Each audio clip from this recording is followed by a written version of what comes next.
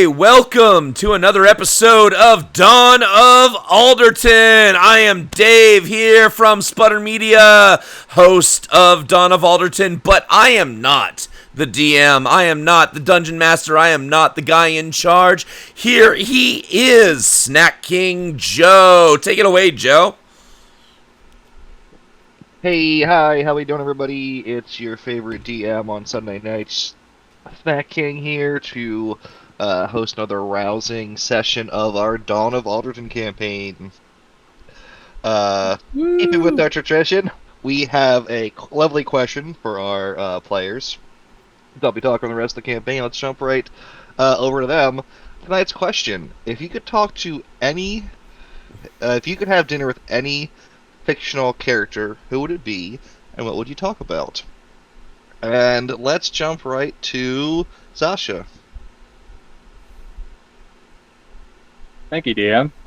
Hi guys, I'm Mitch. I play Zasha, the party's holy healer, Dragonborn friend. And as for the question, I was thinking about this. Shea Gorath, the Adric Prince of Madness. I think a dinner with him and a conversation about cheese and state of affairs in his realm and ours would be pretty interesting, at least from my point of view. Plus, you know, he has plenty of people at his dinner table to have other conversations with. So, Not to mention the fact that you'll walk away with the Labberjack. yes, that too, and that's always a bonus. Wait, what series is this from? Skyrim. Yes. Oh, okay, got it. Yes. Anyways, that's my spiel. Thank you, DM. Excellent, thank you. Let's hear from Zathariel. What's up, everybody? My name is Ryan. I play Zathariel Brightsong as our party's resident half-elf bard. You can find me on Twitter or Instagram at Kundalini Pasta. As for the question, if I could have dinner with any fictional character, who would it be? I think that I am going to choose Hoyd/Wit from Brandon Sanderson's Cosmere series. He is a realm-traveling, planet. So he's the fourth wall break in all the books. He's aware that he's in a story, and he travels throughout the whole everything, and all he does is be incredibly hilarious, drink wine, and make fun of everybody around him.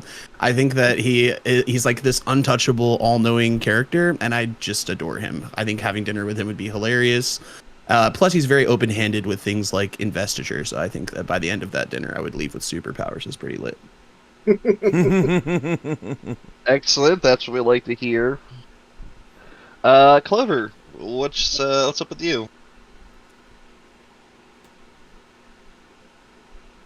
My name's Emily. I'm playing Clover, the team's sprite artificer.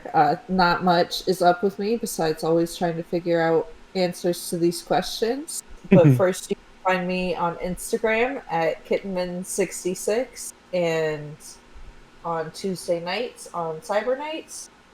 But I don't know, I've gone through a lot of iterations in my head, and I think I keep going back to Nathan Drake because I loved Uncharted growing up. Yeah. Is this actually just a gambit to get to meet Tom Holland? Because I am with you. God, you know what? Okay, I just gotta say, I love Tom Holland to death, but I still, even after watching the movie, I did not feel like he was Nathan Drake. Like, from my experience in the games. I expected the same amount from that movie as I did from the Eon Flux movie starring Charlize Theron. They're redoing that. Did you hear they're redoing that? We're getting off topic. Okay, sorry, you're right. Good answer, Emily. Anything else, Emily? No, that's it. Thank you for sharing. We legit need to start a podcast. We've talked about this, just like a topical podcast where we go off on our fucking favorite topics. And you know what? Maybe that's something that those of us who are interested in participating should talk about after the show. Absolutely. Yeah. Keeping things trucking right along, let's jump to Deirdre. All right. I've thought about this question so much. So I was going to also go with a character from Brandon Sanderson's series. Mistborn series specifically. But then I changed my mind because I've read so many different kinds of books, and I think I'm going to go with Queen Mab as the person I would want to sit down and have a dinner with. I want to ask her about being immortal and basically in control of everything that is Fae. Wait, from Hellboy? Queen Mab is from so many different stories and so much lore. She dates all the way back to William Shakespeare. I know. Actually, I'm not gonna lie What an for a amazing second. pick. This is a great pick. I'm not gonna lie for a second. I thought you were talking about the Wonder Woman ripoff from The Boys. So, no. well, no. I mean, like, don't get me wrong. She's a fucking amazing character. I would love to have dinner with her for lots of reasons, but that's beside the point. If your name is Mab, you better be a badass character, because any story that you hear of Queen Mab in, no matter what fairy tale or other kind of sensory I just thing said she's a Wonder Woman ripoff, right? Yeah. I think her name was Maeve. That's a different. Yeah, no. Maeve in The Boys, yeah. Yes, Well, I know. She has not been. No, not no. based on the Queen of Fairies. Are you sure? Because I'm like 90% sure that name is spelled like differently in different lore. Well, and Mab I do. is Queen of Winterport. It's very possible they spelled it Maeve in certain. Yeah, that's what I'm saying. That's what I'm saying. Whereas So I still think Oberon that her or name something. might be derived from the same character. Again, we are definitely getting off track, but still. Let's jump over to Lucian. Sorry, I was like, wait, hold on, which character is he tonight? Yeah, hey everybody, I'm Lucian, otherwise known as Eric. You can find me at Nagatsu_Seiken just about anywhere. Feel free to hit me up. As for the question, I actually have two answers. One is kind of a gag answer, and the other is serious. The gag answer is I would want to have dinner with Zeus and talk to him about sex. Because, damn it. Yeah, because if you're familiar with Greco-Roman lore, Zeus/Jupiter is just a great big whore. Yeah, but he usually does it in the form of some kind of bird, and so I just want to know, are you like trying to fuck a chicken? Like, what's up? I don't know, maybe. Or maybe I want to find out how to fuck as a chicken. I mean, there's that. Yeah. But no, my serious answer is I would actually like to talk with Lieutenant Commander Data about what exactly makes an entity human. Damn, now we're all contemplative. Ooh. Well, see, actually, but my answer is going to be in that kind of vein, too. Or I don't know. We'll see. Well, you're next, Severin, so take it away. Okay. So, hello. Hi, Severin. Your local pious monk. And it's interestingly fitting that my choice for this, and I thought about it like for, I want to say maybe 40, 45 seconds tops after you asked the question. And my fictional character comes from one of my favorite books. I read it for the first time back in 2004. No, 2006. It was after I came back from my second tour in Iraq. 2006. And that book is called Good Omens. And that book has recently been made into an Amazon series. So many people will probably be familiar with the character that I'm referring to. And the question was also the reason why, so that's important too. Why would I want to talk to this person? And so the fictional character I choose is Crowley, the demon from Good Omens. And the reason why I want to talk to him is he was around at the beginning of creation, and I believe that he would be the most honest with his answers if I asked them. Yep. I'm 100% there with you. So that was the reason why I chose that character and why. Because I think that this demon would be the absolute most honest with me about any questions I had about the beginning of creation if I was sitting there down and having dinner with the guy. Mm-hmm. Excellent. Alrighty.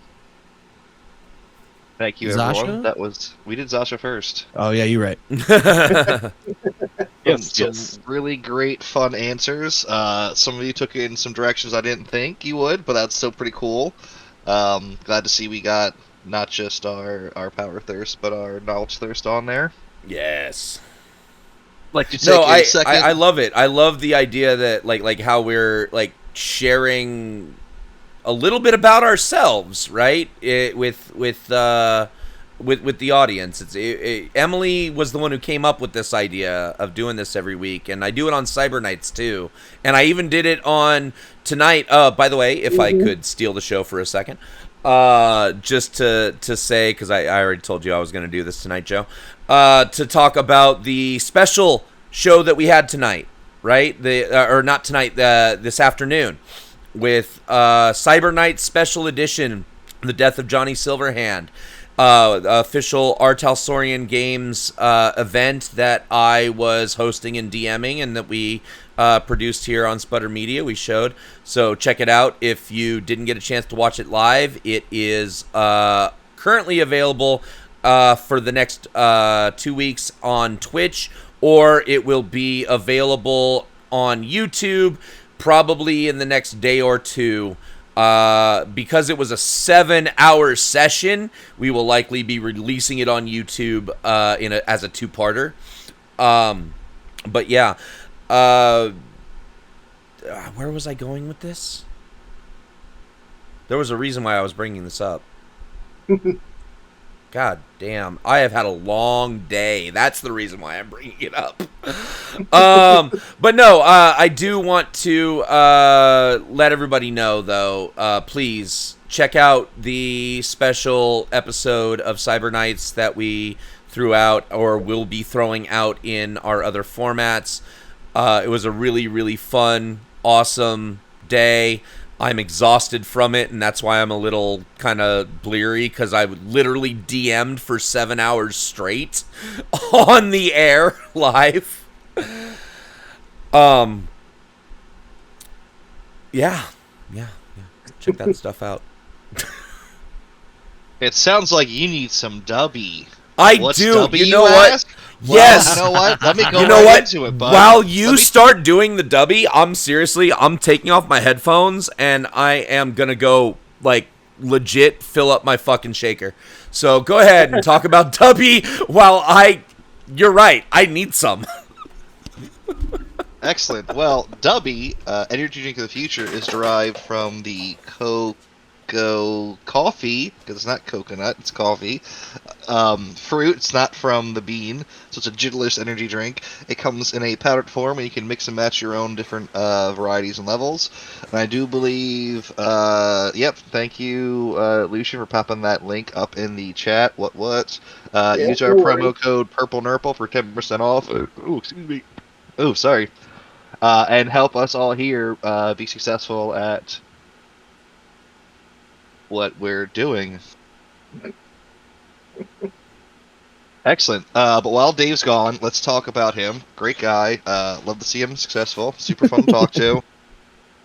He's got one of those laughs that, like, I kind of want to tickle and make him laugh more. Famously not ticklish. Yeah, that's what he says, but everyone's got a spot. All I'm hearing is Joe wants to find Dave's spot. I just like that little pause you put in before, doing what we do. Makes it sound so nefarious. Listen, if you want to support us by using that promo code so that I don't have to work in restaurants, there's some nefarious things I wouldn't do. But while that's all happening, let's jump right into our recap. Who wants to give recap for inspiration? I'm going to let somebody else do that, but I will say it's a good thing that Severin is the strong silent type, because I can RP that perfectly tonight.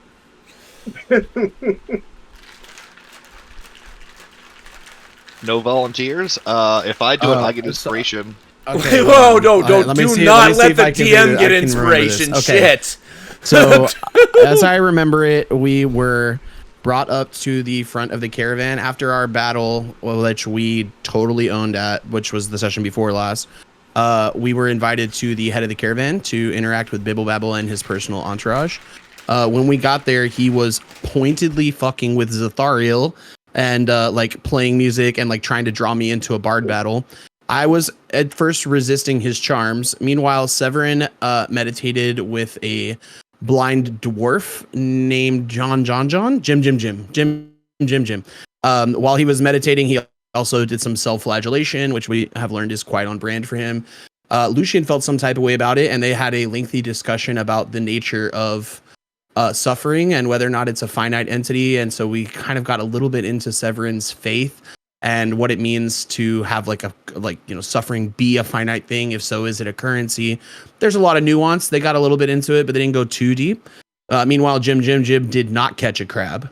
Clover, in the meantime, she drifted over and met John Smith, which has a very unique spelling to his name, an elvish gentleman who challenged her to steal Bibble Babble's water skin in exchange for wonders unbeknown, right? So that those things are going on while Zathariel is sort of not engaging in this bard battle. Who am I forgetting? Zasha interacted with a vendor whose name I am completely forgetting. Anybody can help me? It's one That letter. was Jay. Jay. Oh, it's just Jay. Oh, okay, yeah. No wonder I forgot. Who had a lot of very like hyper specific and very high end adventuring gear. None of which Zasha got except for a silver amulet, which contained a scorched and melted version of the symbol of his faith. He received the bombshell news that there are how many, Zasha? There are approximately 15 as of 25 years ago. Dragonborn left on the continent yeah. of Aelorim. That it was huge news for our boy who thought that he was one of the only ones left. And, you know, that kind of sent Zasha into a bit of a spiral. Not really, but he was just like kind of shook about it, right? Not a spiral, but he was just like, holy shit, that's a big thing. Yeah. He proceeded to kind of almost have a conversation with Zath, but then shit ensued. And so Zasha ended up patrolling the grounds until it was time to go to bed. Deirdre. Hold on, I can remember this. I'm going to need some help, actually. I don't remember what you got up to, Deirdre. Would you like to speak for yourself there? I'm so sorry. If I recall, there was some soup incident. It's a soup. First, and then I decided to try and help with the soup or the stew that was being passed around. Yeah, everybody seemed a little disappointed in it, despite the smell of deliciousness that was coming. NPC. And then I tried to show the ogre how to cut onions, and he wasn't about it. Disagreed with my bullshit. NPC and crowd favorite DeBoss, who just a wholehearted aspiring chef, wanted to do his best with the stew that he made for everybody, and we all had some. And Deirdre used some spices and some know-how to make it even tastier. And then Lucian, I think that covers everybody. Yeah, okay. And then eventually Zathariel gives in because Bibble Babble started playing like an elven hymn that was important to me, and he was playing it really badly. I got baited into the bard battle and lost disastrously. I think it was a nat 1, which by the way was still like a 16 or a 14 or something like that, even in a nat 1. It was a 14. Yeah. Well, yeah, to be fair, you jumped in and held your own a little bit, and then like he kicked it up, and then you fucking shit the bed. Shit the bed all the way, dude. But I was able to distract him long enough for Clover to extricate his water skin from him without being caught.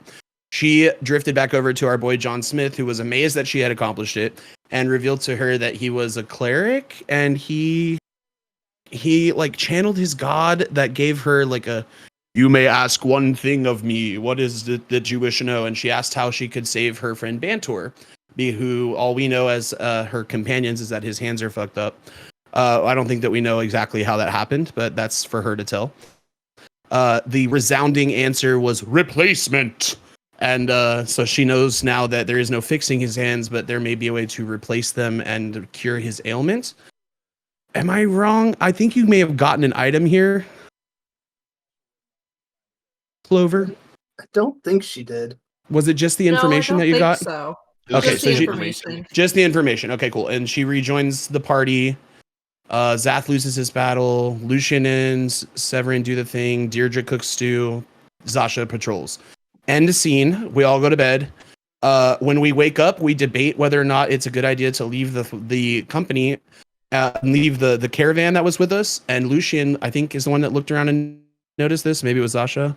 They pet around our tents and realized we have been left in the dust with a sign that it will be forever burned into my player soul as a D&D player that said "Get fucked, elf bitch," because Zathariel lost his duel so terribly. Hold on. It wasn't that harsh. It says, "Suck it, elf boy." All right. I didn't want to be too mean about it. Did anybody watch the episode from last week? Because I feel like I'm right here, but it's okay. Whatever. The sign was It very was a little hurtful. harsh. The sign was very hurtful to Zathariel. He's still actually nursing his wounds, but he's writing an epic ballad about a two-headed bard that or a two-headed goblin that's really terrible at stand-up. So, Beowulf to be released in the future from Xeno. But no, that's where we're at. We are left in the middle of nowhere. We've abandoned the stagecoach that we were left with by our caravan, and we are to set off. Oh, okay. And Severin had knowledge of Alarim that would allow us to get to a route that will take us through human tolls. But that's okay. We decided that that's chill because as long as we keep the peace at these tolls, we'll be fine. So we are following Severin to the quickest route into the northwest, which is where we have been pointed You're to go going. You want to go south. Cloudshire first. Cloudshire. That's Yeah. right. We're still heading southeast. You want to go a place where you can trust people, and you're going through the desert. You're not trying to be dumb about it. It was a group effort. Thanks, guys. That's where we left off. Is when we had been abandoned by our caravan, and we are headed for Cloudshire. Clap for Zathariel on that one. Well done. Excellent job. A lot more happened than I'm like, wait, hold on, that all happened? Oh yeah, it did. Nope. I didn't dream any of that, right? Did I miss anything? No, No, I have no concept of not at all. time, so That was good. every time I hear the recap, I'm amazed by us. All right, that sets you off. You had a couple days walk to get you back onto a path that Severin knew of that would take you to Cloudshire. I'm looking at everyone's passive perception. Severin, what is your passive? I don't have you on the Oh, I have the observant feat, my guy. What is my passive perception?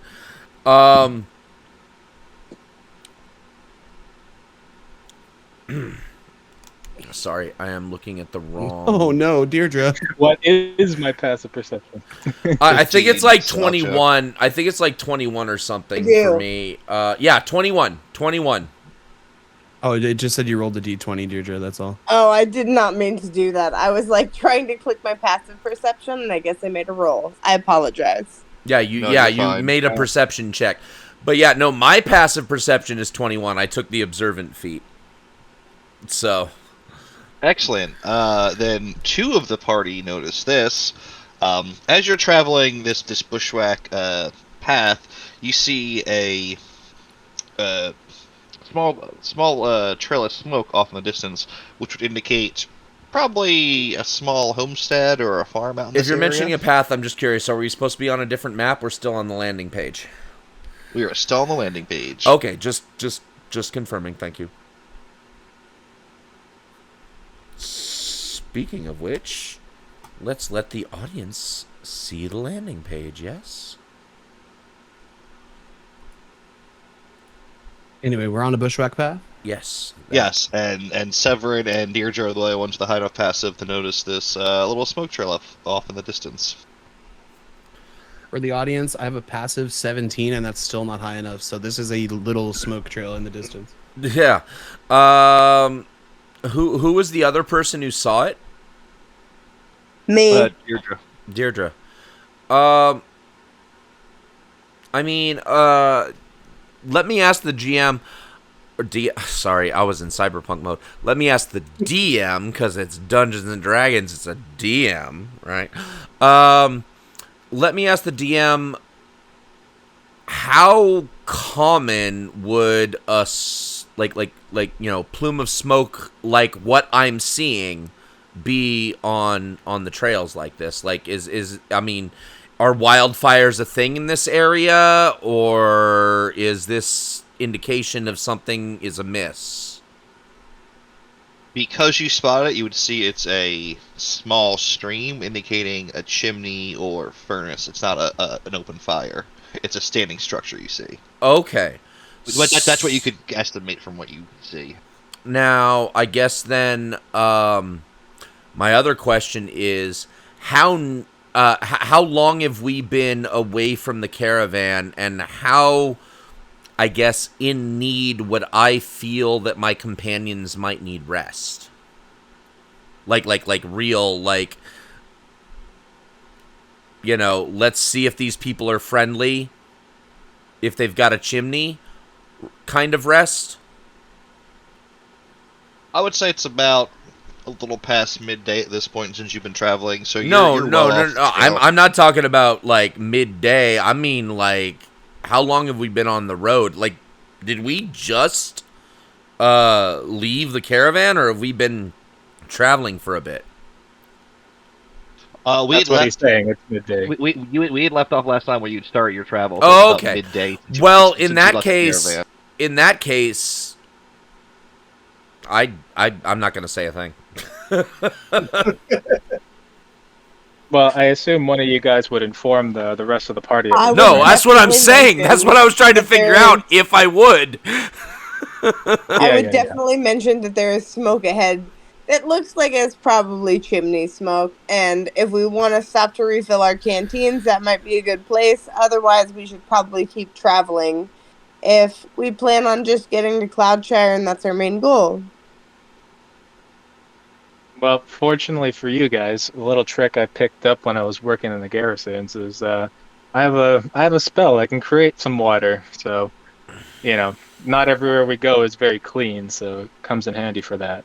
But as for food, I look at my backpack, realizing I did not stock up on rations. I don't know how long this is going to last, if we're going to be on the road still for at least a week. So, out of character, just a little over the table. If this were like, you know, some kind of unnatural fire, like, you know, a raid and villages being burned or some shit like that, obviously Severin would be inclined. There's suffering occurring, and we must put a stop to it. But I don't specifically see a need to deter from our current path just because we see somebody's chimney. That's kind of where I'm getting at, and why. Yeah, okay, it's chimney smoke, but Is this on our path? Like, we're headed towards what presumably we will eventually hit a human checkpoint. that That's is a what we were good kind of point. That discussing. is a good point. Is this on our? Are we going to pass this trail of smoke anyway? Once I've been made aware of it, do you want me to roll perception myself now that Deirdre mentioned it, or like, you know, is this something? Once they point it out to you, you're able to see it. So yeah, go ahead. Give me a Thariel, since you're asking. Give me a survival check. While he's rolling that, just to piggyback on that, like, 16. because that affects my response, whether or not this is like we see smoke off the path or we see smoke ahead on the path. Got it. Well, let's see some other responses. Survival for 16. Just to answer the question before anyone else interjects, because this might help them with an answer. You could easily detour and stop and see what's going on. It's not in your way, but it's not going to deter any more than 5 to 10 minutes. As enough as if you make mid camp for a break anyway.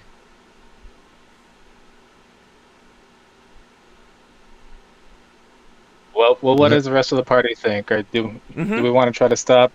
Does anybody else have rations or anything, or should we just keep going on the path we're going? Because I got water here, but based on how long it's gonna be, based on what Severin saw, or Severin knows in Clover's map, like, we still got a week's journey, so I defer to the party on this one. Yeah, I will agree with that. And if we get close to a river or a stream, I also have stuff for fishing. So realistically, we can feed ourselves if we need to. So that is Zap turns to the Clover. valid What do you think? question, and I want to know what everybody thinks about. Should we stop or just press on? And this is in character. That's why I'm interjecting. Like, should we stop or press on? Severin is actually wondering what the characters think, not over the table, in character. Well, if we have the means to provide food and water for ourselves, I don't see any reason for us to really engage.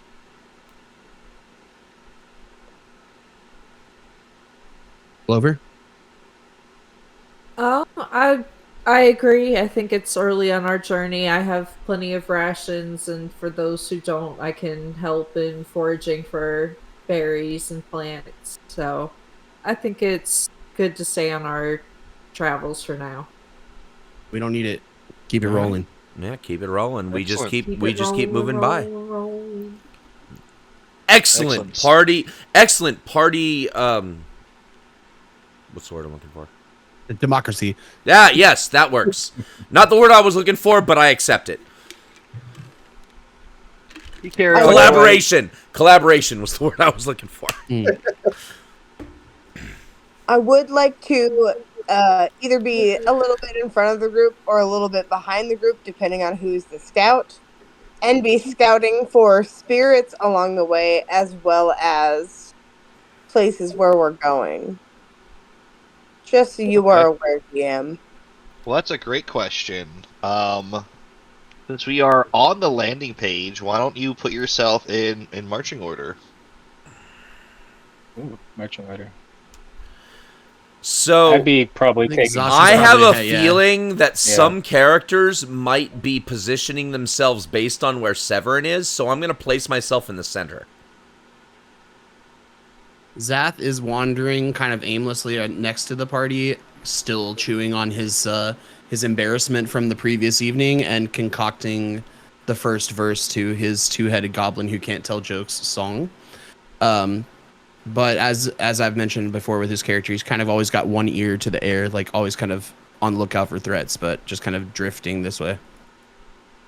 All right, so I will say, for ease of you all aligning yourself, that forward would be north, where Zasha is.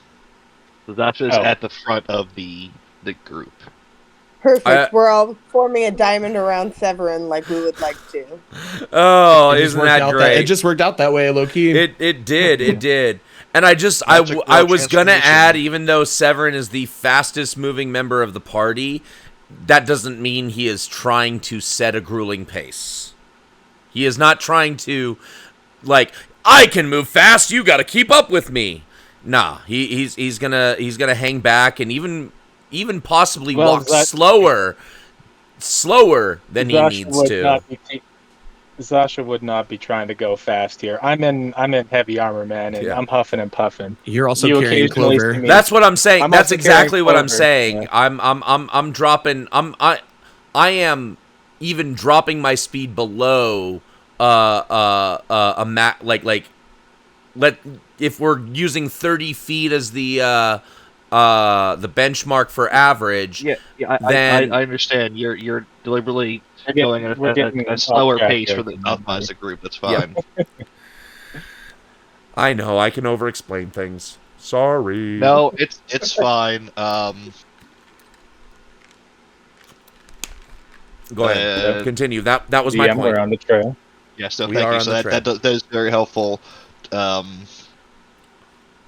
You're on this trail. You're making your way. You know where you're going.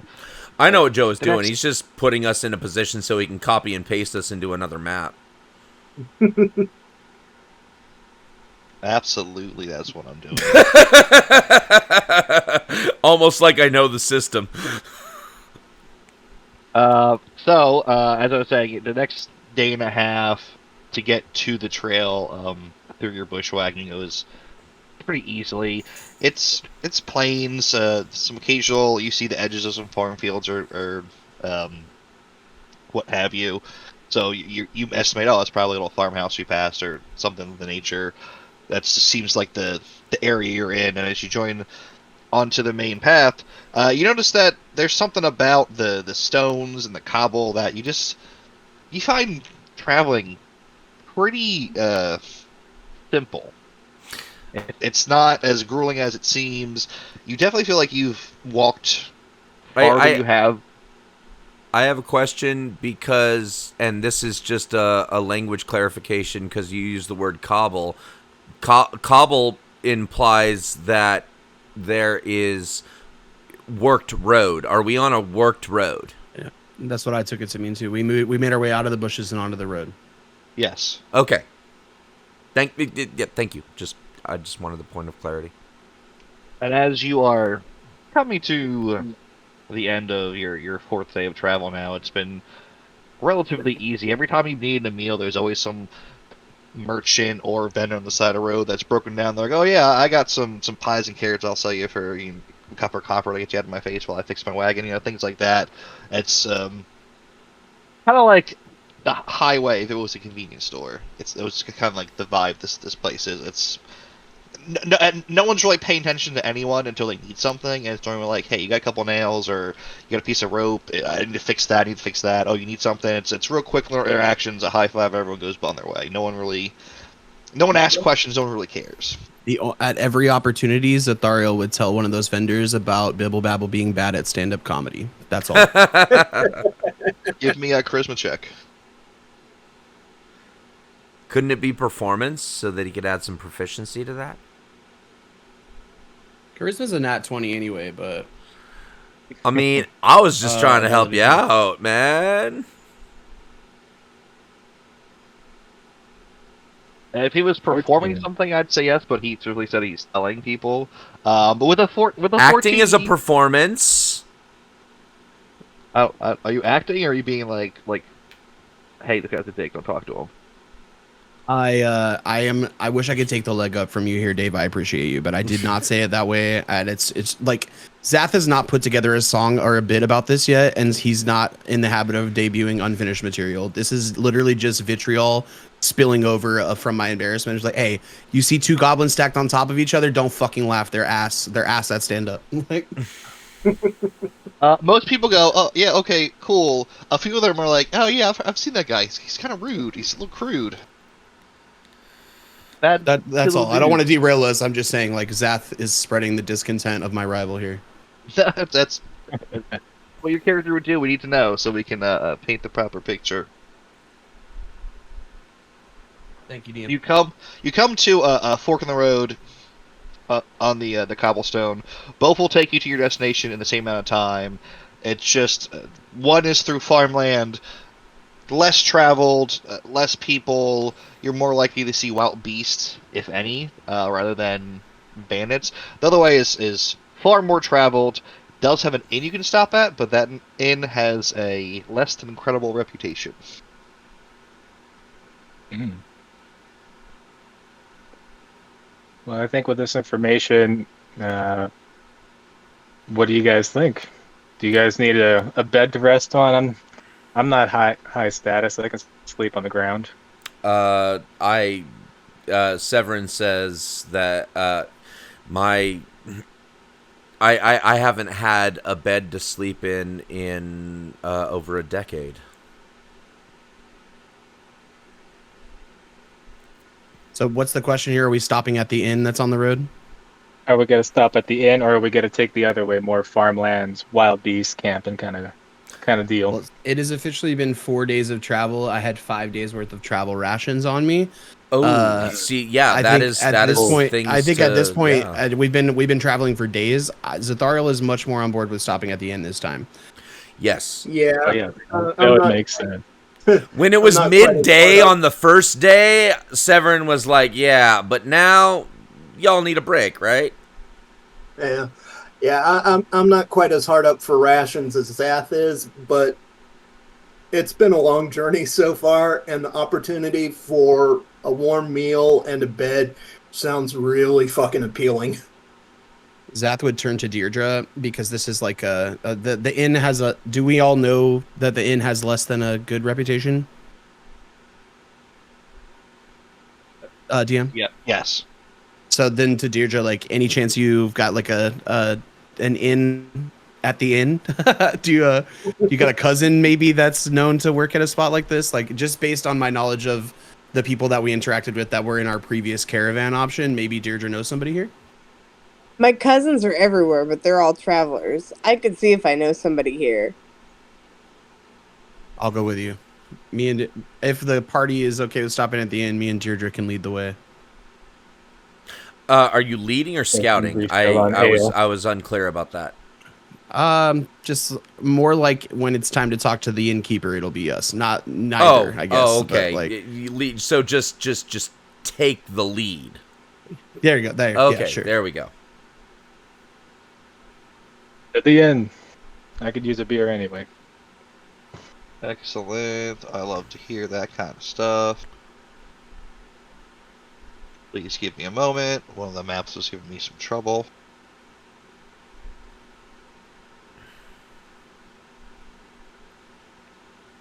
Excellent.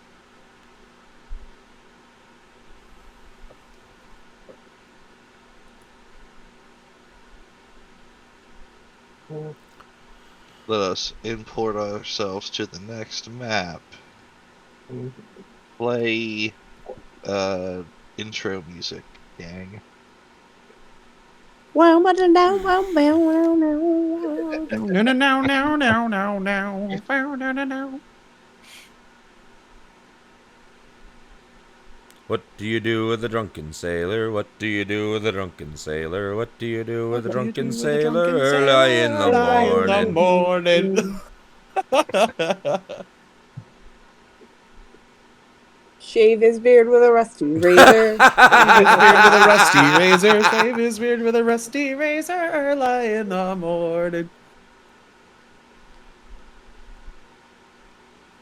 Alright, excuse me. I am having difficulties. I am also forgot. That's right. We're singing sea shanties. Ooh. How about cadences? I got a good one. I got a really good one. Really good cadence from my army days.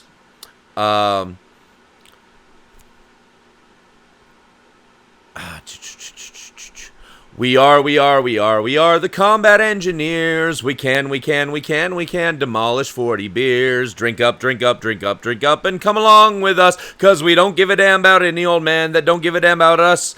Glorious, victorious, 1 keg of beer for the 4 of us, singing glory be to God that there are no more of us, for one of us could drink it all alone, damn near, pass the beer to the rear of the company. Hey! And that's Severin's prayers. Headcanon, that is Severin's prayers now that he's singing. Yes, he's not self-flagellating, right? Right. Yes. He is singing about all the kegs of beer that he will destroy. In my head, Severin, if he did know that chant, would have like scrunch his face, much like his character model, and contemplatively be like, "I think I've heard the commoners speak of something like this," and then just recite it without any of the beautiful inflection you just gave us, on rhythm but 0 inflection. You know what? That is so in character for Severin, right? Like, you know, just like he would just be like, glorious, victorious, 1 keg of beer for the 4 of us, singing glory Of course, I do be not to imbibe in God alcohol. that there are no more of us. For one of us could drink it all alone, damn near, pass the beer to the... Yeah, anyway. Joe, are you done prepping the map? I stalled them long enough, I hope. I believe so. I'm sorry. I'm getting some severe lag today. We reset the router and tried to fix it, but I'm on the new map. Do you need me to activate? What's the problem? No, it hasn't changed for me yet. No, it hasn't. No, it hasn't. It's still on the landing for active, but I am looking at the map that he's trying to bring us to. That's what I'm saying. Do you need me to make the click? Oh, there we go. Oh, no. No. I forgotten to update Vision, and while you were all doing that, I was receiving lag on my end, so it wasn't acting proper. But there we are. The tavern is a Except the forward. stream view for some reason didn't come over. Let me pull it over so that our viewers can see. Because I don't know why the stream view didn't get pulled in, but it didn't get pulled in. It's still not getting pulled in. What the shit? I think it's on just a slight delay because there was the delay of us arranging ourselves as well. Yeah, but It'll do it in a second. A long second, but a second. yeah, but I'm going to go ahead and refresh my thing. That might be part of the issue. Continue, Joe. This shouldn't affect anything that you're doing. Deirdre and Zath, you said you were taking the league inside the inn, correct? Let's do it. Excellent. Well, Zasha. you should be able to make your way forward. I'm sorry, Sasha, go ahead. Oh no, I was just saying Zasha, once we get close to the door, would let Clover down off his backpack and looking at Zath and Deidre, be like, "You guys got this, right? I need a smoke break." As you see me pull out my baggie and start rolling one up. Whether or not we've got this, dear dragon, remains to be seen. But if I put my faith in anyone, it would be our dear Deirdre. All right. Oh, don't forget, I would like a separate room, thank you. If we get rooms for ourselves, it'll be a lucky stroke. But we'll do our best. We gotta open the door. You approach to the inn and you see the sign. It is the Woeful Ways stop with some very cheesy dollar store Halloween kind of ghosts and skeletons and ghouls decorating it. Meant to look intimidating. Oh, yeah, go ahead. From any of my previous travels. Give me a history, please. I'm not as traveled as she is, but I've been around a little bit. The same. Can I roll the same check? Absolutely.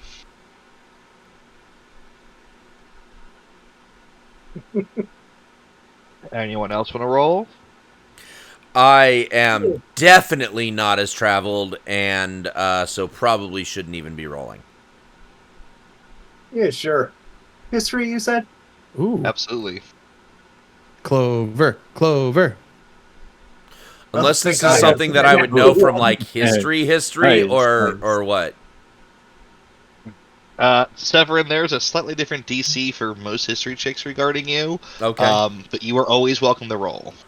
Then you're gonna have to click for me because I'm still in the middle of refreshing. Roll that beautiful bean footage, I shall. Zasha has never traveled this trail, so Hey, nice. I wouldn't know it.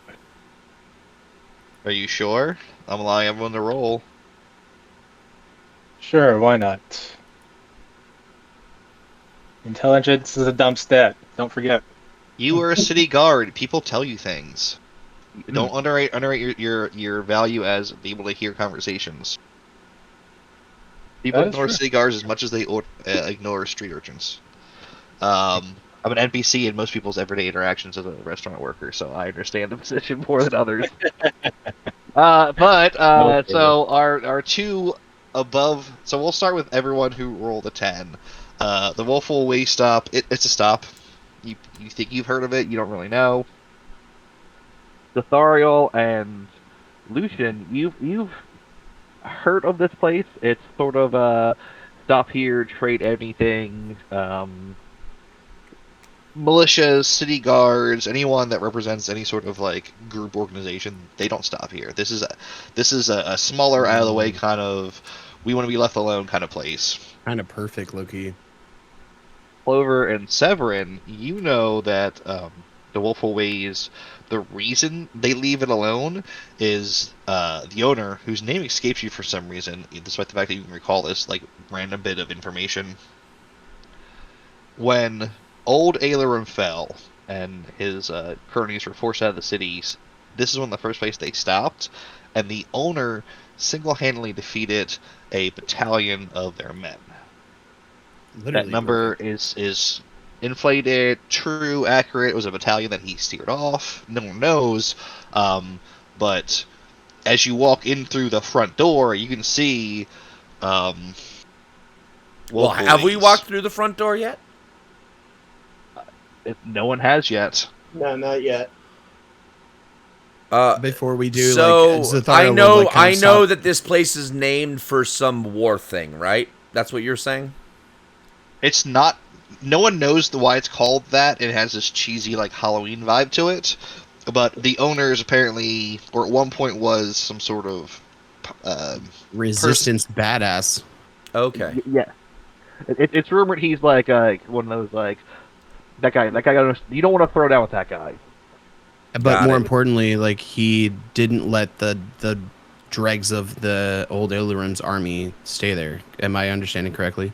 Yeah. Yes. That Oh, is cool. So- probably the more important detail. Do you guys want to Um, share that with me and Deirdre before we walk in on this bitch? Yes, absolutely. Owner's a baddie. Owner's a baddie. In what way? So when old Ailerum fell, they tried to stay here as they were, fleeing the city, and he killed a whole battalion of them, as the story goes. I had no idea, but I know this place is out of the way, so this sounds perfect on both levels. Agreed. Deirdre, let's do this. I'm ready. So we're in the front door. Oh, is this the door? Oh, is there like a foyer here? Okay, cool. Are we stopping in the foyer, or do we walk into So the... as you step Okay, into go. the foyer, on the wall there are six sets of. There is a display, so it explains it.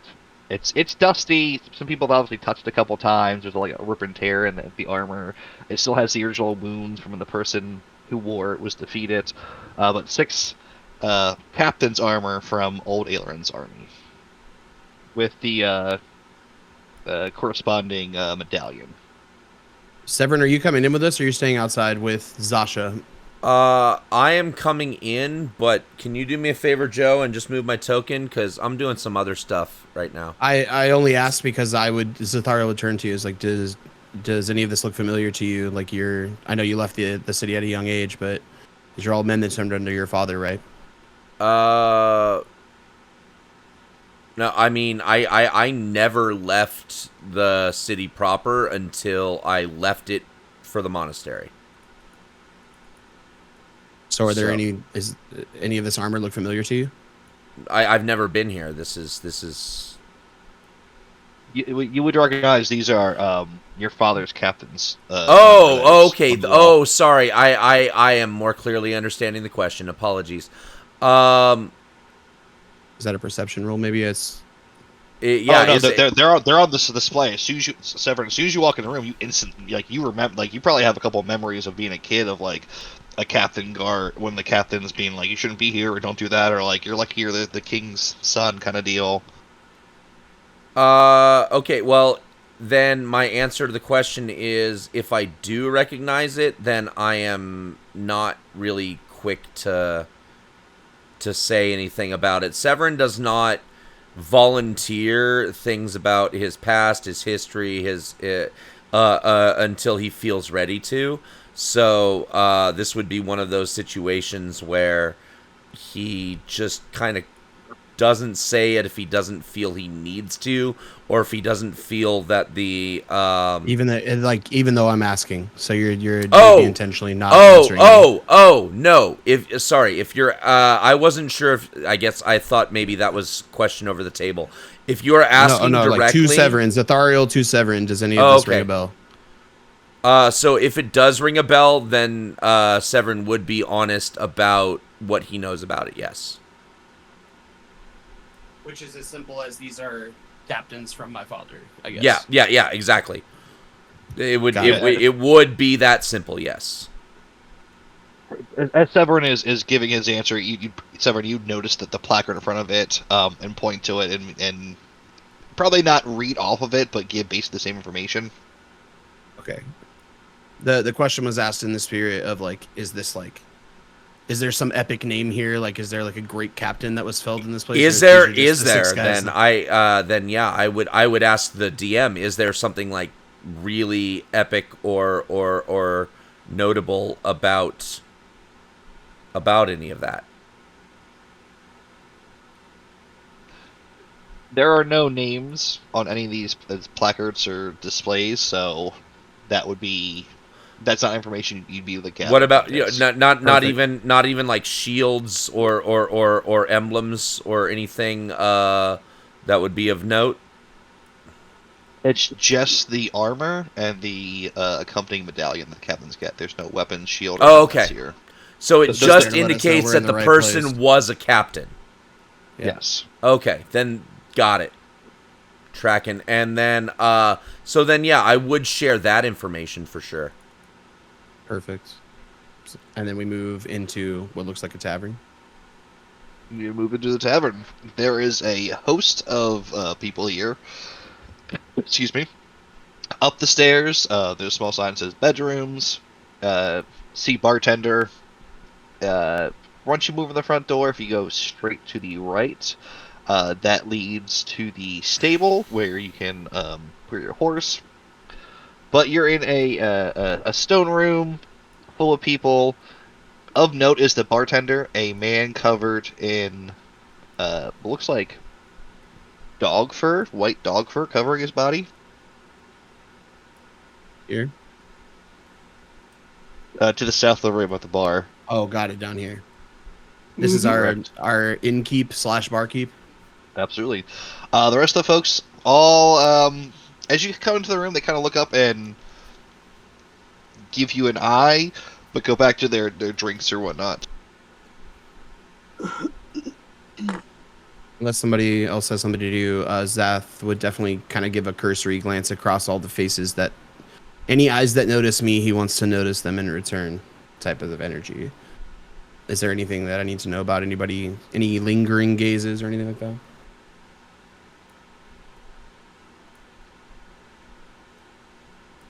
Give me a perception check. 25. Ooh, a 25. You know what? That's a great roll and a great time for us to take our mid-session break. Oh, goodness. That sounds like a great plan. Excellent. See you in a minute, chat. We will see you in 10 minutes. I have to do math because I'm on the other coast. 8:57. We'll see you at 9:07.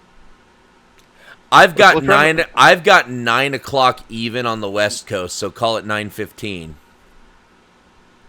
All right, just don't call me late for dinner. Or sorry, Heyo. 9:10, not 9:15. We do a 10-minute break. Sorry. We'll see you all at 9:10. Refill your drinks, get your dubbies. I think we're back. I think we're back. Welcome back Welcome to back. Sputter Media's guest of Dawn of Alderton. Thanks for being here after the break. Yeah, sorry about that. I had a little bit of an overextension of my break. I was responding to a text message to somebody and lost track of, oh shit, I'm supposed to be back in my chair. So that's on me, guys.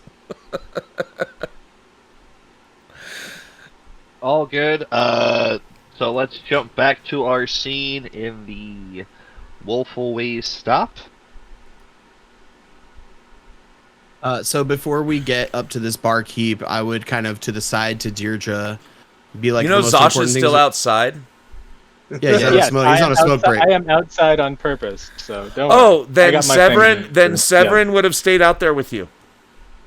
You went in. No, you went No, in. I You did you not. saw the I never armor. moved Yeah, remember, we had myself.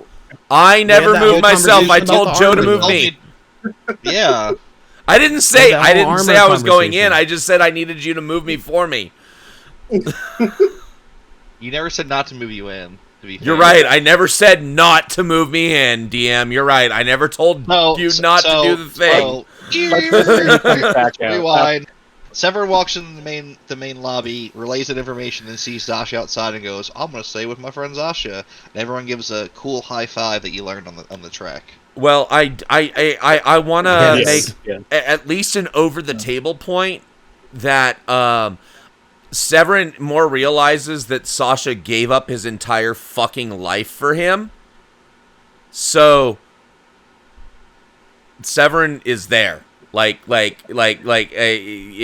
he's Yeah, out well- here, he's not going to be sitting out here by himself. All right. Fair enough.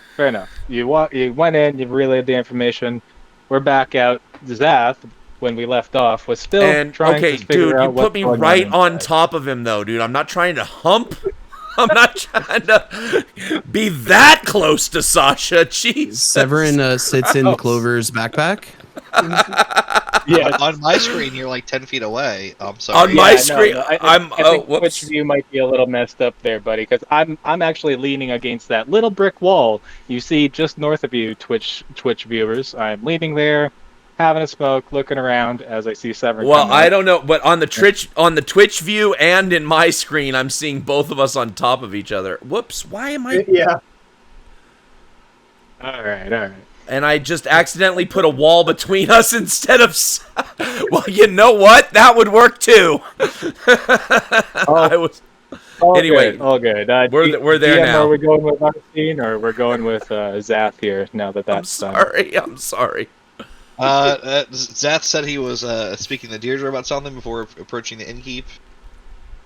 What are our goals with this interaction, Deirdre? Because to me, the most important thing is that we get a room, we get a safe place for us to stay, and we do not draw attention to the fact that we have Severin in our party. That's exactly what I want to do. If there's any way I can possibly reference somebody who's been here in the past, so I would have preferred to do, but I have been looking out for people here for the entire time, and I haven't quite seen anybody yet. You don't recognize anyone in the room with us, right? Well, to be honest with you, I'm more trying to recognize if there's spirits in the room. Same question. There Yeah. is something about this place that is familiar to you, but you can't put your finger on it. It's like a spirit, but it's slightly different. All right, bet. So let's approach the barkeep. Unless you wanted to roll about the thing that you detect, I guess. I already rolled. I got a 22 on my wisdom check. Okay, perfect. Good morrow, good barkeep. Yeah. We seek accommodation for me and my weary party. How many? The number 6, right? 6? 6. 6 of us. 5.5, maybe, but 6. You have a wee folk with you? She doesn't take up much space, but her race is no concern of yours. We can count it as 6. I only asked to make sure we have the right size beds. I got dwarf, elf, and gnome size beds. Dwarf being electrical sturdy, they got a little mass to them. Zath would turn to Deirdre about this. Like, I don't know if we want to let him know that we're traveling with a fae, but She'd we have be one. happy with dwarf size. Perfect. Dwarf size, huh? One room or 6? Two rooms of 3, whichever. We need Zasha would like his own room if possible, so that's We would be more than happy to perform for the rooms if necessary. Don't. don't. I don't. Zath- We don't do that here. Zath would turn to the bartender with the most winning smile you've ever seen. Are you sure? Can you guarantee you'll make me money? I can guarantee that you'll have a good time. Our performances will be entertaining.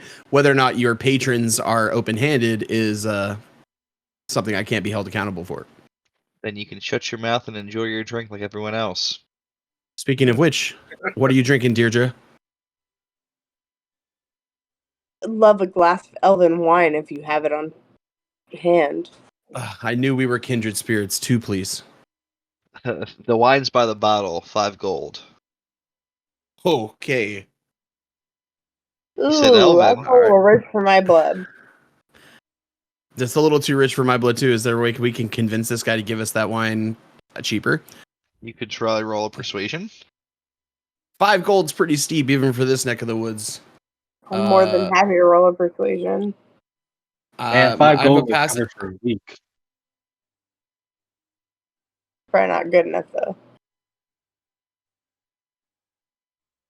Nice. I don't know. We're kind of both talking to this guy, so I think I don't know if we can both roll this. It's fine that you both did. The barkeep will look at you.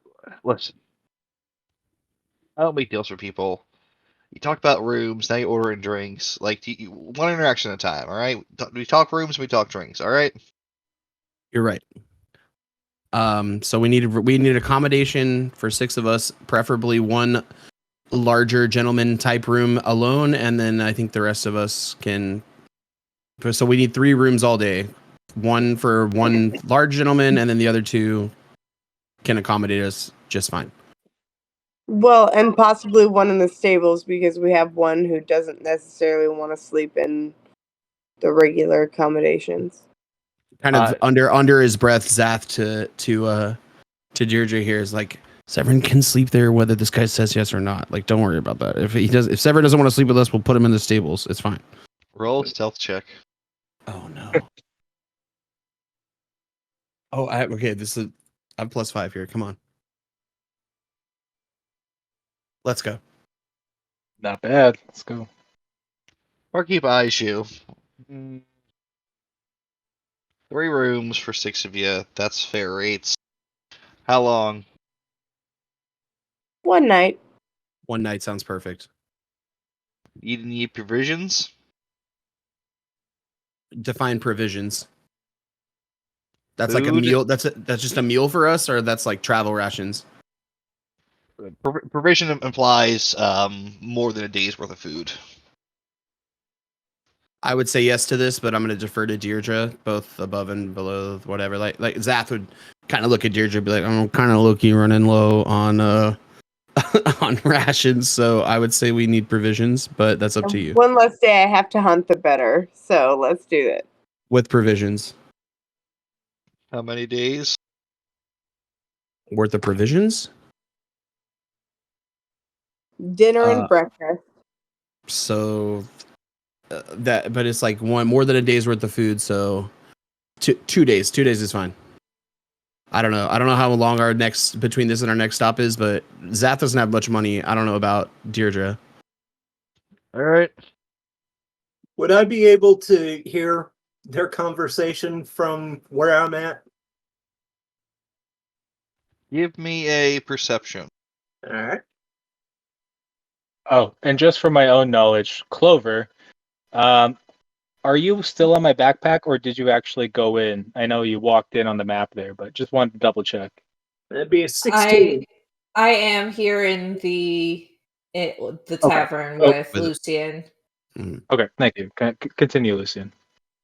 Lucian, you can hear their conversation, and you can hear that Zatharel's like, "Hey, Deirdre, we don't have to tell them everything." All right. So I will go up to them and just be like, "Hey, barkeep, room for one night, board for one day, 60 provisions. How much?"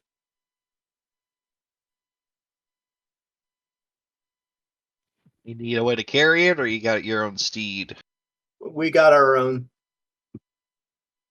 Fair. Zath is outwardly very glad Lucian joined us here because he was not at all prepared for this conversation. Lucian, give me. Are you trying to muscle this guy or like reason with him? Reason. Give me a persuasion. All right. Honestly, it's not even so much that. It's more just I'm tired of hearing these two struggle. Oh, no. I rolled the wrong thing. Oh, yeah, clearly.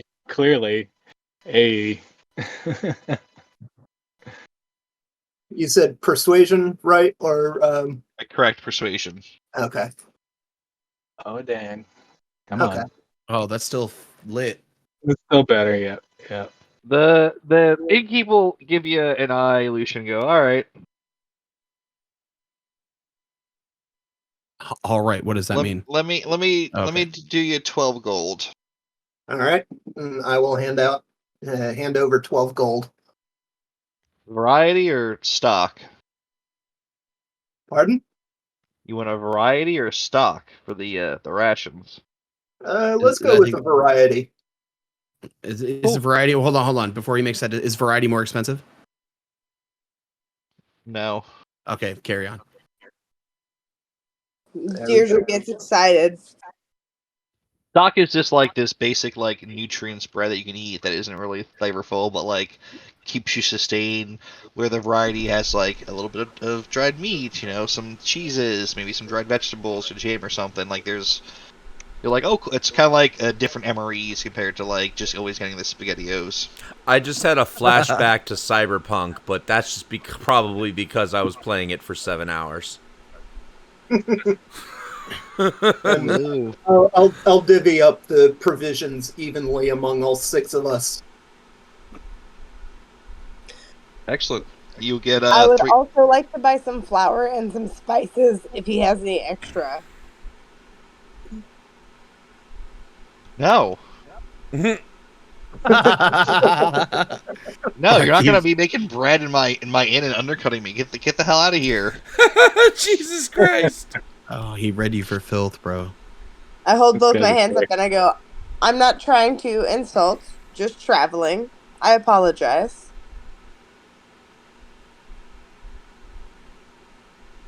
So we've procured provisions and a night's stay. Sasha has his own room. There's a bed for Clover, and she's wee. We're good. Oh, I thought he said to 3 rooms. 3 If I rooms, right? recall. The rest of us are on our own place, and Sasha gets his own. Just to clarify with the barkeep, like that one of these rooms has an extra large bed in it, right? You didn't ask about that. I said I needed a room for a large gentleman. That means a lot of things. Yeah, it's fine. It's fine. All right, Jesus. so we got you, Sasha. Okay, we got rooms, we got all this. This guy is obviously tired of dealing with you already, because most people just come up to him and order drinks, and you're like negotiating like bullshit with him. Now that our room is squared away, time to talk about that board, right? What was this I heard about? Elven wine for 3 silvers? I'll gesture for Deirdre and Zath to kind of fuck off, and I'll hand him 20 gold and ask for 3 bottles of wine. Oh God, 20 gold. Shit. Wow. All right. He goes into the back, shuts the door behind him for a second, then comes back out with 3 bottles. There's 2 bottles of wine and 1 bottle of brandy, and he goes, "You gave me an odd amount. I did the best I could." Fair enough. So this, Thanks, Marky. I'm sorry. Go ahead. And go to Clover. Like this brings about a kind of like Zath will definitely look at Lucian in a slightly different light after this exchange, because like he definitely did not think of Lucian as a wealthy individual, much less one so wealthy that he would just splurge on this wine right now. So like Zath, Gold. like you just spent more on wine than I have on my entire person. Thank you. We need 6 glasses, barkeep. There are 6 shot glasses and 6 wine glasses on a tray for you. Excellent. Zath will take the tray and give Lucian a very fond wink and move back over to our ladies. And I will kind of just give an exasperated sigh and give an apologetic look to the barkeep and just say, give us a shout whenever the food is ready. So Zasha and Severn are still outside, right? Let the ladies go first. They're still inside there. We'll have our moment. No, I'm just no. Deidre has to say- I was just Yes, we're still confirming sitting we are outside. still outside. That's it. We're still outside. Yeah, it takes a few minutes for me. Takes him a couple minutes to smoke a cigarette too. Haha. I'm sorry. Deirdre, you were saying something about Clover. This is why I vape. You get cut off a little bit. When Lucian said to scramble off, or whatever the wording was, I decided to leave and go to the table that Clover was sitting at so that I could make company with her. She's the only other female in my group, and girls know how it is. Yes, women supporting women. We love it. Also, I might be selfish and want a tattoo. Ooh, her if you tell Clover that, her eyes will light up. Ooh, like, oh, what do you want? Do you want it to be magical? Where were you thinking of doing it? Like, how big? Like, have you ever gotten a tattoo before? What's your pain tolerance? I've never gotten a tattoo before. I've definitely made tattoos appear on my skin before. My pain tolerance isn't great. I'm gonna be honest with you. But realistically, it would be so cool to have a tattoo, and I don't know if I want a ghost. I don't know if I want flames. I want to talk to you about it because you know so much more about tattoos than I do. That's sweet. I mean, I'm happy to do whatever you want. The important thing is that it's something you like. But I'll take out my portfolio for you. I have some literature on special magic tattoos that I can do that I'm gonna, DM you. Show you in real life. As Clover is saying all this, she's writing things down frantically. Like, yes, I have literature as I create it right now in front of me. Slides into the DMs. Fantastically speaking. Because, we're not in, Perfect, dude. Oh, man. Yeah. We're crossing the streams to cyberpunk again, right? And then if Zithariel approaches with the glasses and a bottle of wine, I'm definitely going to be like, all right, I'm ready. With an like an over dramatic flourish, Zath will wait. Okay, we need a corkscrew. Is that provided by my barkeep? Probably, hopefully. Everything you need is provided. Okay, cool. Yeah, so with a flourish, like opens the bottle of wine and just like, Madam, for your consideration, this is a fine elvish vintage. Like, just like very over the top, as he pours a taste of the wine for Deirdre before serving anyone else. I pass the taste to Clover, assuming it's for her. So I mean, that is fair. With a happiness taster. at this gesture. A taster is Clover sized. It's a whole glass of wine for Clover. So we will. I've never drank this much before in my life. As Zithariel is pouring glasses of wine for everyone inside, let's jump out to Zasha and Severin, who are having a bro moment? Question mark. I don't know about that. So what? Well, one thing. Oh, go ahead. What does Severin see? Yes. So as you walk back out, you give the information. You come out. They're having their time negotiating at the bar. You see me rolling up what looks like a white paper rolling tobacco, but instead of just a regular size, it's actually like a humongous. I'm not rolling. So in other words, like a rolly It's cigarette is a fucking blunt for Zasha. That's what we're getting at. basically. Okay. Yeah. And as you probably arrive there just as I'm lighting up, and you see smoke as I puff comes through not just my mouth, but you've probably only first noticed that there's holes in the side of Zasha's face that smoke slowly wafts through. Kind of gets in his right eye. It's a little annoying, but it's what he's doing as you approach him. I'm looking around. So, Severin would steadily approach Zasha as though he normally would, as though he were just coming outside. But there's a moment of hesitation. He starts to speak, but then he stops. But powers through it and says, "Dragon friend, I need your ear for the moment." By all means, I got a few minutes. I must tell you that I understand, I know, and appreciate the sacrifice that you have made for me. And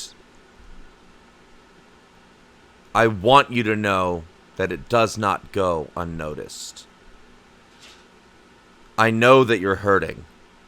I know that you gave up a lot to be where you are right now.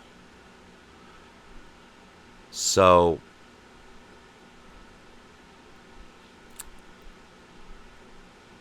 I Well, hesitate to thank you because I do not know what I'm thanking you for yet.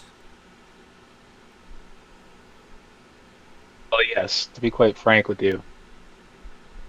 I haven't told the party, but you might have heard me slip up a few times. No matter what happens from now on, I'm tied to you. My life was put at risk the moment that I walked in with you. I do not know what took me here to be in your, and I think I sneer at this point, service. But for whatever it's worth, I guess this is, something new for me.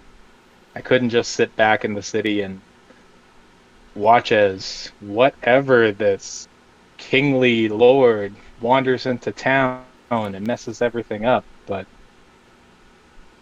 I don't fault you for coming back and doing what you did. And I thank you for acknowledging the sacrifice that I'm making here. But I just hope you know, whatever we're trying to do here, I hope you keep people like me in mind. And Clover, and Idra, and even Zath. Those of us who do not look like you have a hard time elsewhere. And I hope your training with Ilmater serves you well. And I'll be praying to my own platinum one for you as well. Well,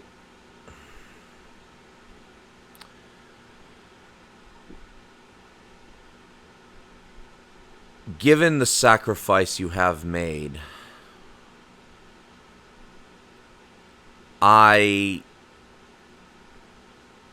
feel that it is important to tell you why I did what I did.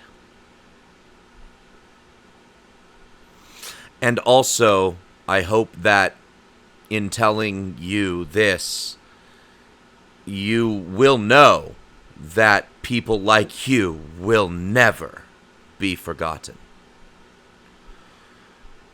And that is, according to prophecy,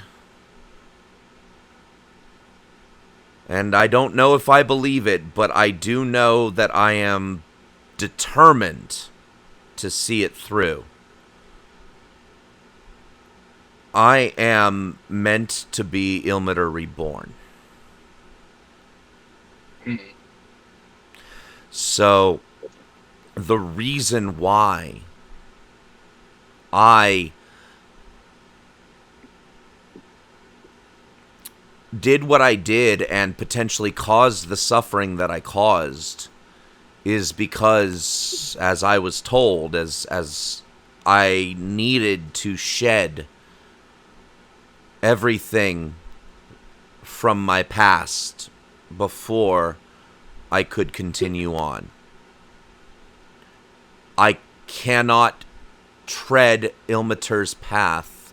I cannot follow in his footsteps and still bear the burden of the crown. I think seeing this, Zasha, having met many people in his time, looking over him, sees that Severin seems very determined in his goal. I think my passive insight, even, I believe it's like 16 or something like that, would also understand that, yeah, he at least genuinely believes what he's saying and appreciating everything. Will just put his hand on his shoulder, butts out his smoke, puts his hand on his shoulder, and says, then if this is what you really need to do, I will be here to support you.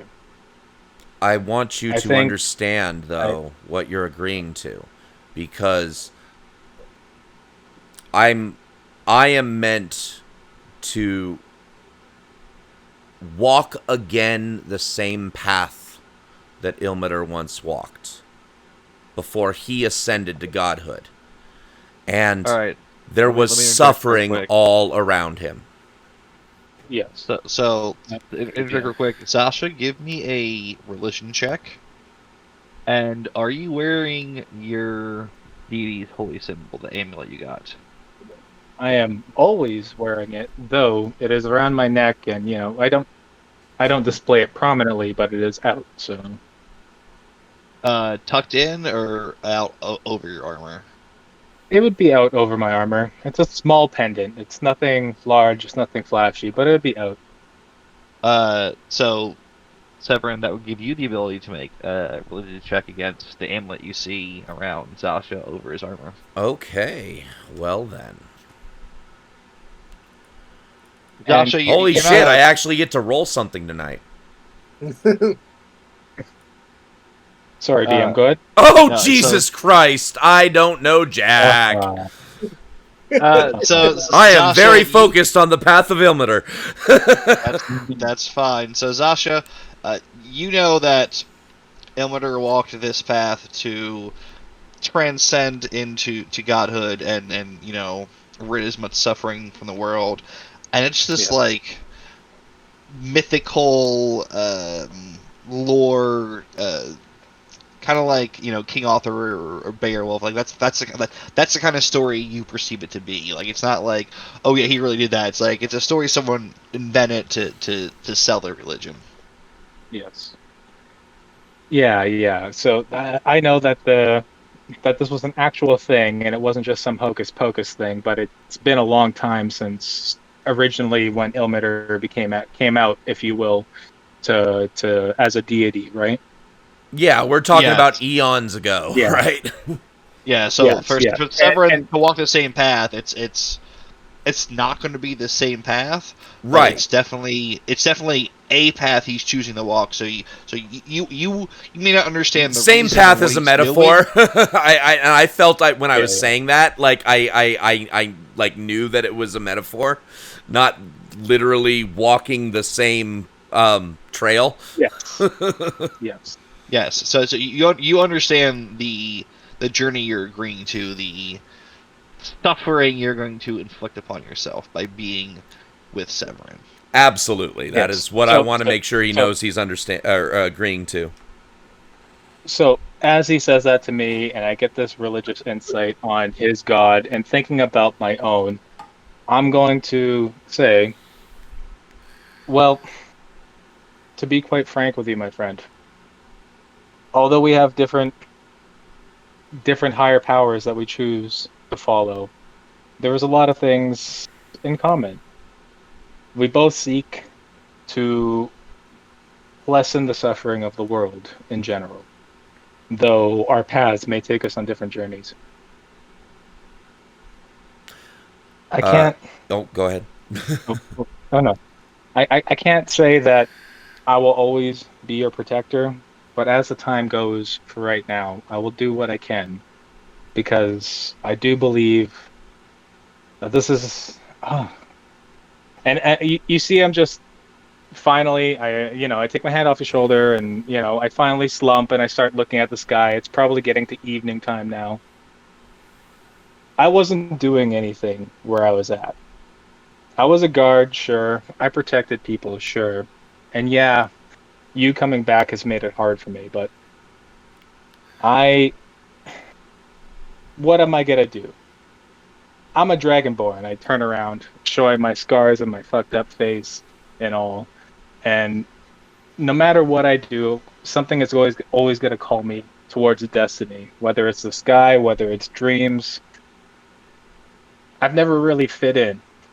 And this is the first time that I feel that maybe my path can mean something and go somewhere.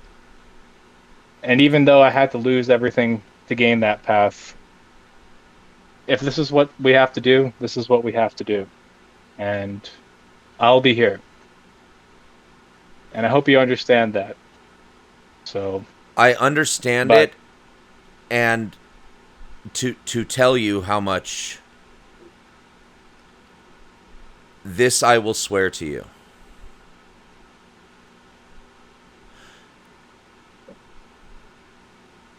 If finding your place in this world will ease your suffering, then it is part of my mission to help you find your place in this world. well, then maybe we can both find our place. Because I don't think either of us are really meant to be here as we stare at the tavern. And Let's shake this off. and I start I walking actually in, feel I'll lead more him in. comfortable on the ground than I do one of these beds. But as you said, our companions are inside. After you, my friend. Yeah. And As Severin we holds the walk door in. open. Thank you.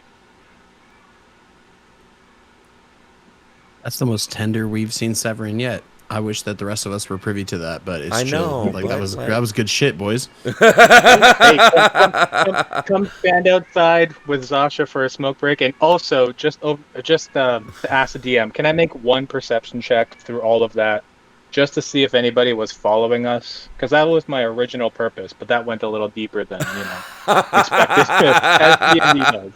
Oh I gosh was gonna, darn, we had amazing roleplay instead. yeah. I was gonna say that you probably got like a few puffs of that cigarette you rolled, but the interaction was much more satisfying than those the rest of the puffs would have been. But yeah, go ahead and give me a quick perception, Zasha. Just perception. That was my original intention. Looking around, And he didn't see my shit. conversation. That is perfect. Zasha, you Perfect came RP. outside to enjoy a peaceful cigarette and check behind you, and you saw Severin come up behind you, and you're like, God damn it, I just want to fucking mow it by myself. And then he just lays into you, and you're like, all right, man, I needed You that. just see two guys in the middle of the Throw sand holding a giant throw pick, and they turn to you and say, "We ain't seen shit." Basically, yeah. Okay, well, thank you, DM, and thank you guys. Anyways, So, Zasha and Severin, you'll make your way into the foyer, Absolutely. and at this Yes. front table Moving is in. the rest of your party engaging in 2 bottles of wine and a very fancy Zasha bottle cannot of figure out how to brandy. work a door, apparently. Zath is Yeah, hanging sorry, on for Clover's every fucking word about this taster. Like, if she doesn't like it, I'm gonna throw the bottle at the barkeep. Like, So it is a very deep, dark red. It's got a dry but fruity complexion to it, with, you swear it's like pop rocks. It pops in your mouth every few seconds. Not as intense as a pop rock, but it's just this like, it's not a seltzer, but it's closer to a pop rock sort of sensation. for the sommeliers in the chat, this is an Elven Petite Syrah. Ooh. Clover is not much of a wine aficionado. She usually drinks Fey mead, but she is really enjoying this. You have a She bottle. she puts on like a voice and tries to sound like she knows what she's talking about. Like, yes, I detect there are undertones of oak and hickory. Zath bites on that like it's food. He lights up at her description. Like, notes of hickory, you say. Oh, an outstanding palate, madam. And he goes to pour the 6 as the two boys are rejoining us. Of course, starting with Deirdre, because ladies first. And then he will pour all the way around the table. Passively, though, keeping an eye on the people around us, because while he is very involved in his wine and our people, like, Zath has like chronic anxiety about this type of shit. So he's just like keeping an eye on the tavern as we do this. Now that you've settled at a table and you're able to actually get your peripherals around you, Zath, a couple things you notice. There's a gentleman at a long table by himself. Looks like he's wearing leather armor, has sort of like a new age kind of muffin top haircut. This guy is chair turned around, hands on his knees, staring at the door. You walked in and you weren't the person, so it just looked past. The next table closest to you, there is a middle-aged looking gentleman, a little bit of a bald spot with glasses, that has a bunch of notes and scrolls and books strewn out around you. The rest of the patrons seem to be like they gave you some attention when you walked in, but you weren't who they were looking for, and they went back to their drink basically. Just to clarify, this guy. So the first one you were speaking of would be Falcon the Hunter, and I wasn't Yes. who he was looking for, so he is still. Once Zasha and Severin enter the room, still only looking at the door.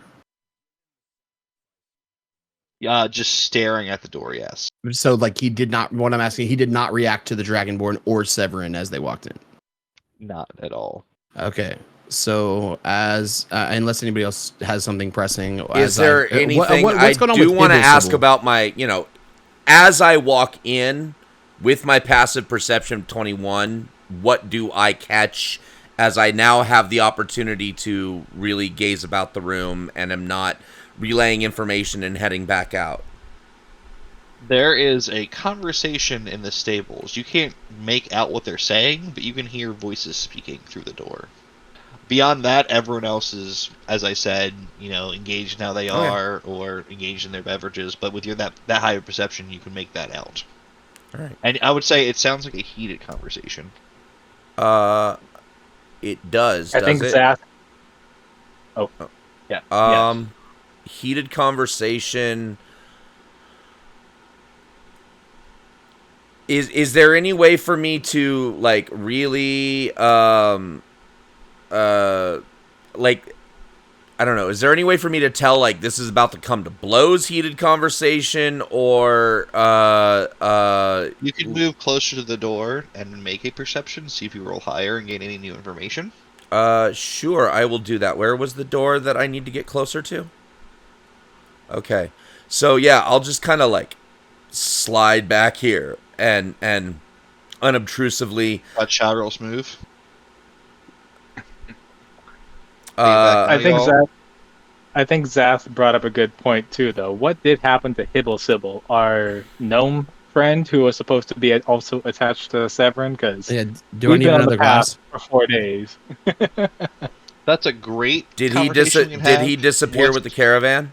That's a great conversation we can have once Severin's back at the table with everyone. Okay. Oh, okay, sounds like a plan. But I'm making a perception check right now, right? Yep, move up to the door and give me a perception. Okay. God damn my rolls tonight. Fuck. Oh, do I have inspiration? Nope. You used it last session. I did, Sorry, and but I didn't you gain did. it this You session. did. No, you did not. Damn it.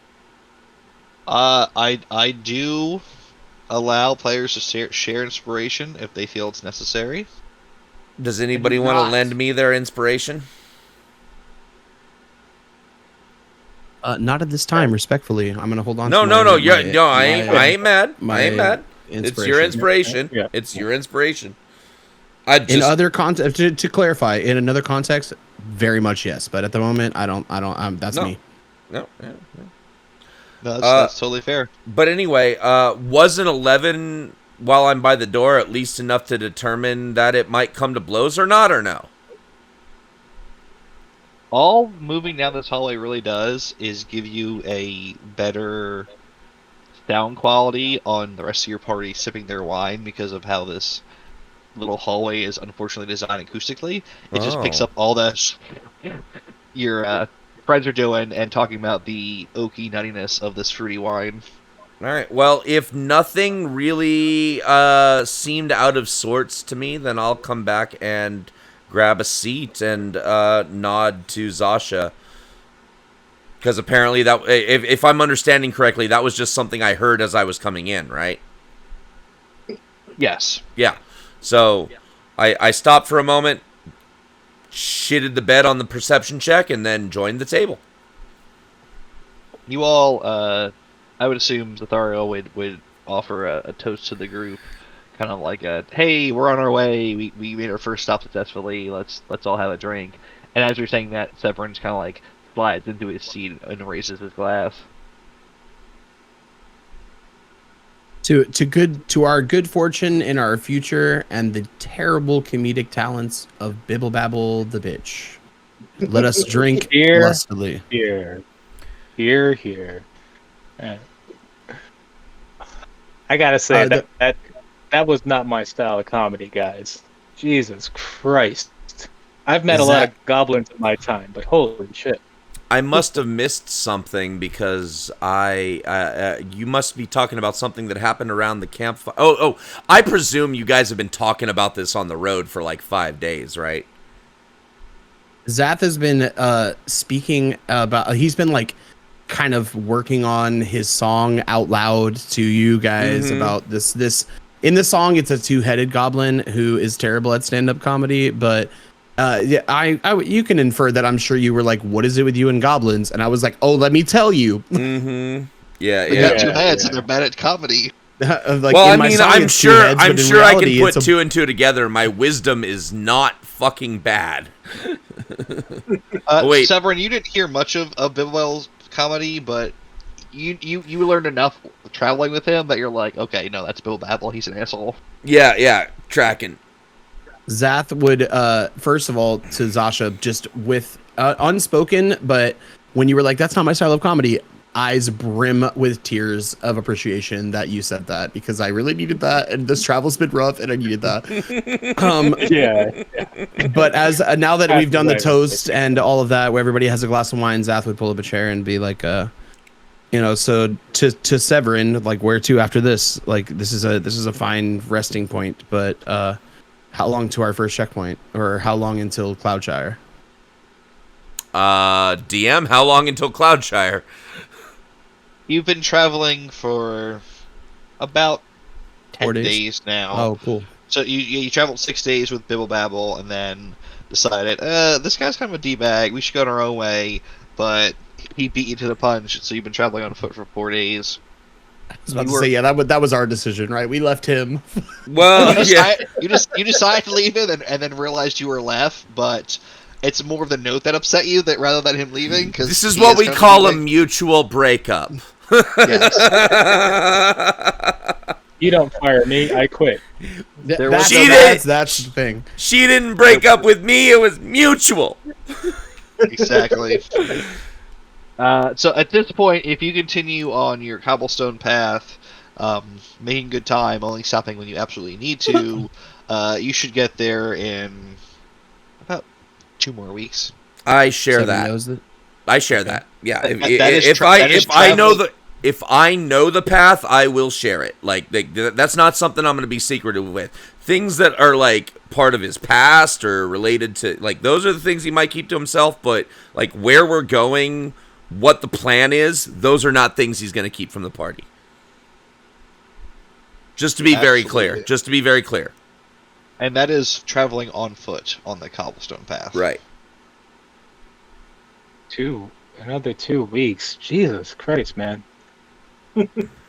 Just to be honest with y'all looking around the table, I'm from Cloudshire. That's kind of where I was born. I was raised. Like, Ailerim was a side job, and I just went with a wizard.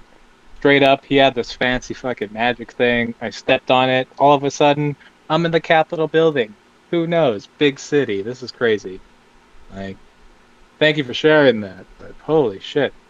I mean, out of character, this is like normal travel time for this period. Like, yeah. Well, I'm a city boy. Out of character, I'm a city boy. Like, I grew up in the place. I stayed in the place. Like, right. No, I catch you. Journey is different. Anyway, I'll gladly share. As you are having this conversation, the front doors burst open, and this gentleman steps through. Pulls out this gentleman. Sorry. Oh, gentleman. Thank you. Oh, you said General too. I got real scared right quick. Yeah, no shit. I'm still kind of scared because of the chain link boundary, but go on, DM. They are wearing a full face mask type helmet with large pointed ears, a cloak around them that comes up to about where their nose is. The rest goes about waist high and then flutters in the winds. Looks like they're wearing a one-piece kind of bodysuit with boots and clawed gloves. The gentleman reaches into his back, pulls out what you think is some sort of like metal rod attached to a stick, fires off 3 blasts at the gentleman Falcon the Hunter. And that's where we're going to leave off the session. Ooh, okay. So What? that I just want to. That's crazy. If I can note one thing, the minute the doors burst open and Zath sees this guy, he would immediately turn to Falcon the Hunter because the homeboy has been clearly been looking for this guy to show up. So Zath would immediately gauge Falcon's reaction. I think Deirdre, you were gonna say something too.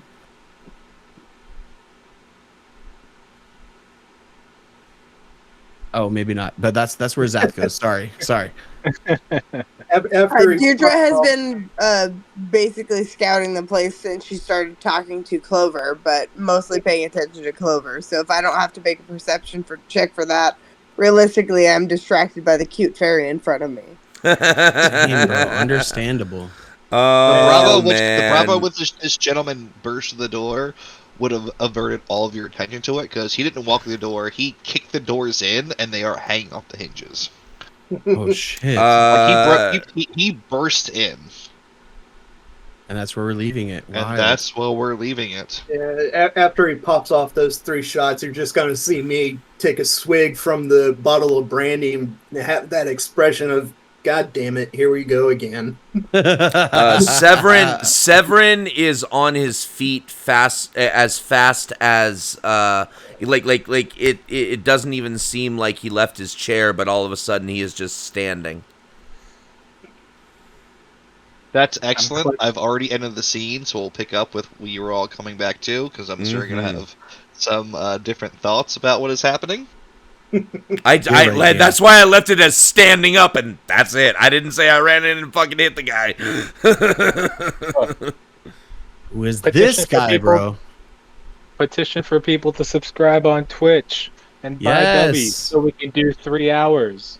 I Oh, mean, you're oh. so right, Let's Zasha. go. Yes. I know. I would say going 3 hours would definitely be a group conversation of everybody's availability. I wouldn't hate it, but Joe being the DM and player that's definitely an out of chat conversation. I still like know. the plug. Bye, W. Buy Dubby and support us Bye, so that we W, can and just be subscribe like, to Sputter. Thanks for being here. yes, I Yes. love the plug.